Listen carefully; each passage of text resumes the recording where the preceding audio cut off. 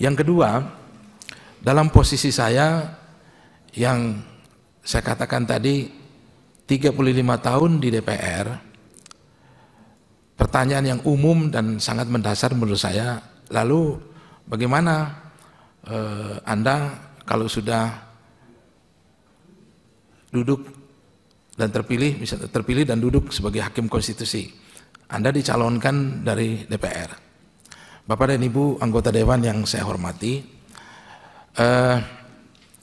saya ingin memberikan suatu kesaksian hidup saya bahwa perjalanan sejarah ketatanegaraan kita ini, dan kebetulan saya mengikutinya sejak tahun 90 memasuki reformasi, pertumbuhan demokrasi, dan saya tetap berada di gedung ini dan memberikan kesaksian kepada publik mengatakan bahwa apapun yang dinilai oleh publik tentang DPR, DPR tetap penting.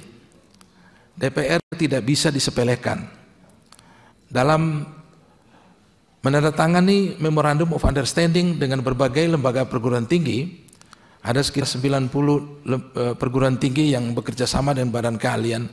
Saya selalu mengatakan, apapun penilaian publik terhadap DPR, DPR tetap penting, dan DPR tetap menjadi lembaga yang mengaktualisasi dan mengartikulasi kepentingan masyarakat.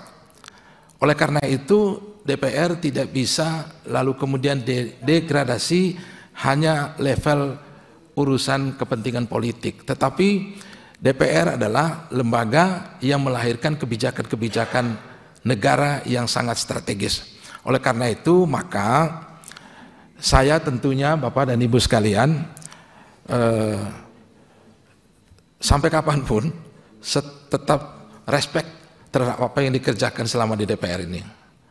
Oleh karena itu, saya hadir di lembaga, katakanlah di Mahkamah Konstitusi satu saat, tadi dikatakan sebagai, katakanlah harus menjadi seorang negarawan, tetapi saya akan bersikap bahwa apa yang dikerjakan oleh DPR, dan jangan lupa kalau itu undang-undang sebenarnya bukan hanya DPR tetapi juga dengan pemerintah, itu juga untuk kepentingan bangsa dan negara.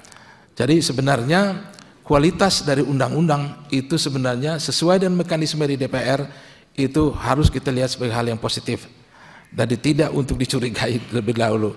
Sesudah itu baru dilihat secara konstitusional. Nah, itu dua hal yang barangkali secara umum saya katakan bahwa saya tetap menilai apa yang dilakukan oleh DPR juga untuk kepentingan bangsa dan negara yang tidak bisa didegradasi hanya seolah-olah untuk kepentingan partai saja di sini. Tetapi saya menjadi saksi hidup bahwa semua yang dikerjakan oleh anggota Dewan selama ini adalah untuk kepentingan rakyat dan bangsa, untuk kemajuan bangsa, dan sebagai bentuk dari simbol negara demokrasi dan sekaligus implementasi dari negara demokrasi. Selanjutnya, terkait dengan beberapa catatan, sekali lagi saya juga merespons atau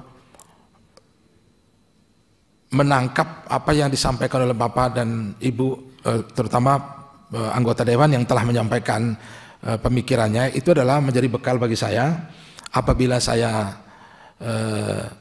terpilih, walaupun tidak dalam memberikan masukan tetapi dalam bentuk pertanyaan, tetapi sebenarnya pertanyaan itu adalah masukan. Jadi oleh karena itu nanti akan saya uraikan satu persatu, dan pertama adalah yang berkaitan dengan apa yang disampaikan oleh Pak yang saya hormati Profesor atau Doktor Pak doa saya Pak Sudesson Tandra. Jadi hal yang menarik dari apa yang disampaikan berdasarkan Steuven Bay teori yang disampaikan oleh Hans Kelsen, maka memang dan itulah sebenarnya teori dasar dari pengujian undang-undang oleh Mahkamah Konstitusi, ya. Jadi ada yang disebut ground norm, lalu kemudian ada yang sebagai undang-undang yang sifatnya norma yang ada sanksi, dan kemudian norma dan sanksinya. mungkin saya mencoba menjelaskan dari perspektif yang lain Pak Dokter ya. Kalau kita menulis disertasi, kan ada yang disebut dengan grand teorinya. Ini di bahasa lain sebenarnya. Ada grand teori, teori besar, teori keadilan, teori menjadi cita-cita kita. Nah itulah yang ada dalam konstitusi kita. Nah lalu kemudian ketika kita menguraikan, menjelaskan persoalan publik, persoalan masyarakat, maka itu yang kemudian dengan mesoteorinya. Jadi di mesoteori kita boleh bergerak, dan itulah wadahnya DPR Pak. Sementara yang grand teori ini itu udah harus dikunci. Itulah ruangnya Mahkamah Konstitusi. Tetapi teori-teori bahkan sampai teori terapannya, applied teori, di situ sebenarnya itu ruangnya open legal policy yang Bapak sampaikan. Jadi untuk mencapai keadilan itu kan bisa banyak pilihan, dan itu ruang pilihan itu ada di DPR. Ya, ruang pilihan itu ada di DPR. Tinggal nanti Mahkamah Konstitusi menilai apakah pilihan-pilihan ini itu sesuai dengan apa yang disebut grand theory atau apa yang disebut dengan ground norm seperti itu. Jadi teori tentang hierarki peraturan perundang-undangan, menurut saya secara operasional itulah peran yang dilakukan oleh Mahkamah Konstitusi pada level grand theory, dan yang kedua pada level yang pilihan-pilihan kebijakan itu adalah ruang open legal policy yang juga memang itu adalah menjadi kewenangan dari DPR dan Presiden. Jadi beberapa kali misalnya terutama undang-undang bidang politik itu kan pilihan-pilihan banyak, silakan dipilih oleh DPR, dan itu kalau menurut saya sepanjang itu semuanya masih satu arah atau bersumber dari ground norm itu, maka pilihan-pilihan itu dibolehkan. Dan kalau terjadi pemisahan tidak dapat juga misalnya Mahkamah Konstitusi dari pilihan-pilihan itu seolah-olah yang benar itu hanya satu. Itu sikap saya Pak. Jadi ada grand teori yang itu yang menjadi pegangan dari Mahkamah Konstitusi, tetapi pada middle range dan applied teori itu adalah ruang bagi DPR dan Presiden. Dan sepanjang pilihan-pilihan itu masih searah dengan konstitusi, itu konstitusional Pak. Kira-kira itu yang bisa saya sedikit gambaran pikiran saya terkait dengan persoalan yang disampaikan oleh yang terhormat Pak Dr. Sudetsono.